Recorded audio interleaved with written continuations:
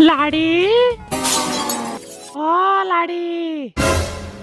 हाँ माँ जी बोलिए। अरे बेटा पामड़ा आया वो 2 कप चाय बनाई दे तो।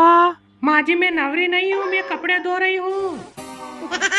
अरे कपड़ा बाद में धो लीजिए बेटा, 2 कप चाय बने दे बना के जल्दी वही शादी की पत्रिका लेने आया वे इन कुमासी हूँ मु।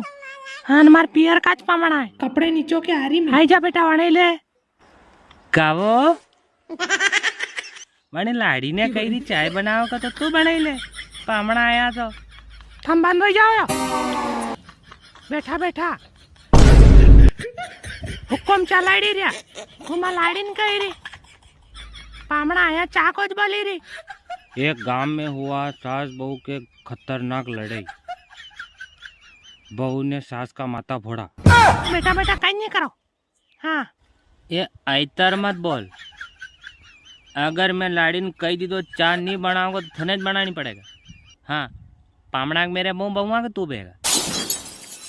ये जब 2 हाउ वाउ बात करे नी तो होरान बोलवा कई काम को नहीं। हाँ बिल्कुल मत बोलिया करो तुम बीच में।